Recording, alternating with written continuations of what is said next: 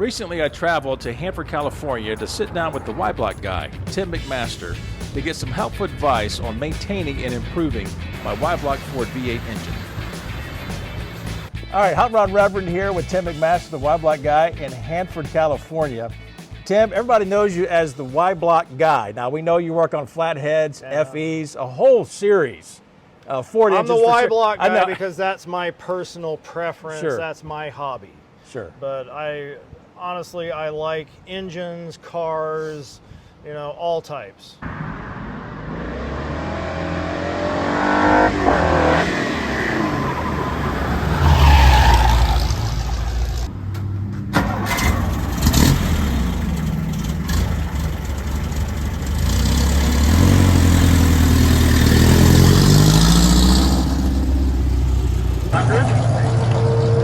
Class record is 158.404, and I think he owns this record, if I remember correctly.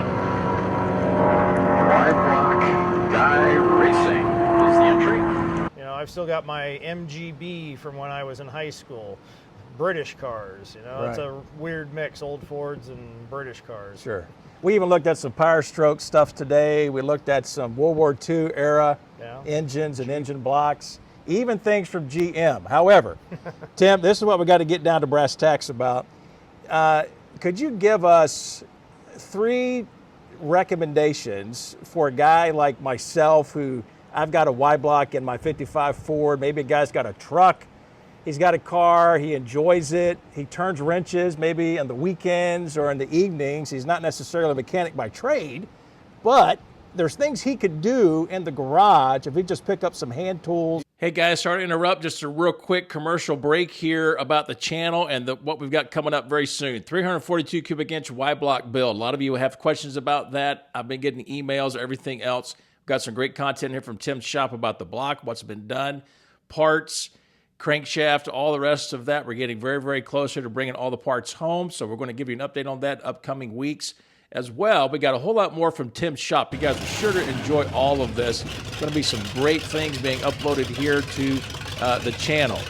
Also, we're getting very close to hitting 5,000 subscribers, and this last month things have really taken off. So we are going to have a giveaway once we hit 5,000 subscribers. I'll go ahead and let you guys know how that's going to happen probably the next 3 or 4 weeks. I'll give you some updates on that because we grew 1,000 subscribers in just the month of August alone. So here in September, things have been going well. But thanks for watching the video. Drop a comment below. Let us know how it's going with your build and what's going on in the garage. The Y-Block, it's an air pump. Every engine, that's what they are. You want to make them run better, you get the air in easier and get it out easier. Right. Okay, so it's heads, camshaft, carburetor. Ignition's in there too. And I'm not here to badmouth the Lotomatic ignition. I'm sure you've talked about it. But, we have on the channel quite a bit, yes. We talked about the Lotomatic. I think for ease of operation for the average guy, get away from the Lotomatic ignition. So a later 57 distributor, the Petronix is good. You can buy, you know, aftermarket electronic distributors, they're okay. You know, even the Chinese ones are pretty good. Sure. I think MSD is made in China too. Anyway, I like stock distributors as long as the weights are clean and it advances properly. You don't need a distributor machine. If you know guys that run hot rods, drag cars, whatever, they lock out the advance anyway because they're up in the RPM. You want to have all your advance in by 2,500 RPM. I prefer, my rule of thumb is 12 degrees initial, 34 total, maybe 36, somewhere in that range. I don't run vacuum advance. A lot of times there are throttle positions and places where you can get too much advance, like climbing a hill at part throttle. You get full advance in the mechanical advance and then full vacuum advance. You can be up in the 40-degree range and you'll start pinging. So, okay, these are my personal preference. You want vacuum advance? Go ahead. I don't run it. Okay, that's ignition. Cylinder heads. There's a lot of different Y-Block heads out there, and everybody wants that magical G head. G heads are great. 113 heads are even better, I think. I run any performance engine I build with iron heads, it gets 113s. Sure. Yeah, we've got another one we're finishing up right here. This is a 342 stroker. All right, here we go. Come around, take a look. see what casting number you see on that cylinder head there? It's 113. 113. And this has got 194 intake valves, 16 exhaust valves. They are known, they're 3 cc's smaller in the chamber, so you lose a little bit of compression, but it doesn't shroud the valve as much, so it breathes better. Sure. And just so you guys know, here on the channel, I've got a couple of videos about Tim's head work on just your average run-of-the-mill 55, we talked maybe about 56 the low head, buck, and just a low-dollar way to get a little bit more performance out of the head you've already got. You don't need G heads, and to bring up the name of Ted Eaton, we all love him.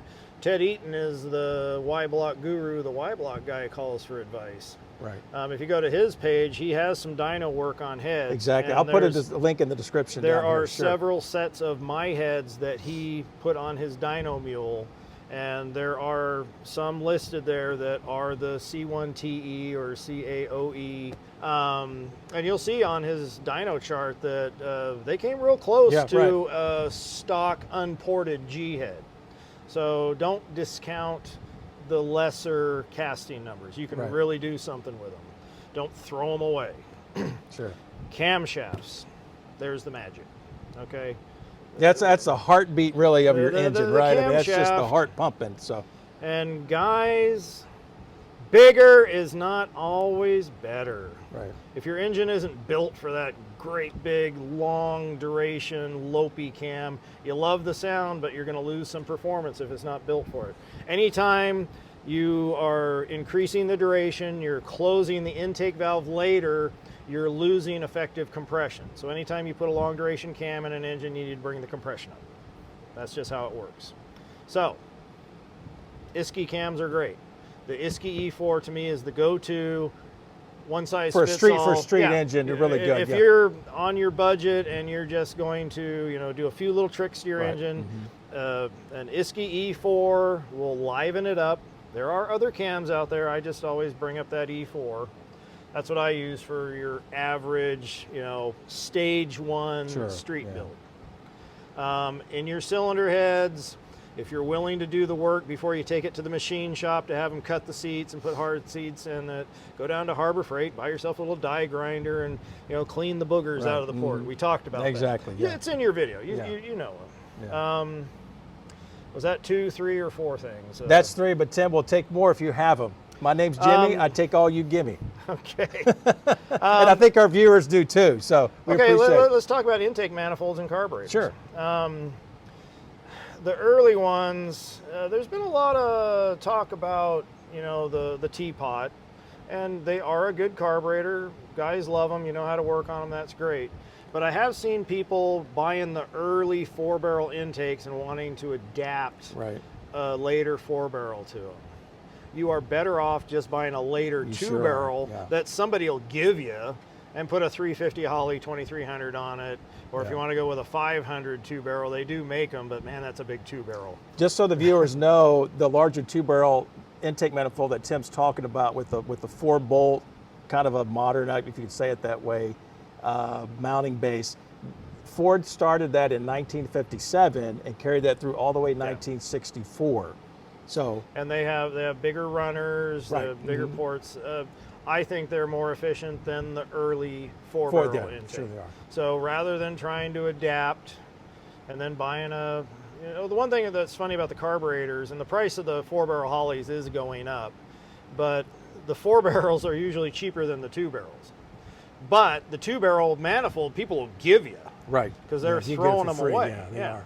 So it's a good way to go. And I've built several engines that perform very well for guys that want a stock look in like a 56 or a 55 pickup. And we build a 292 that's dressed up to look like a 239, 272.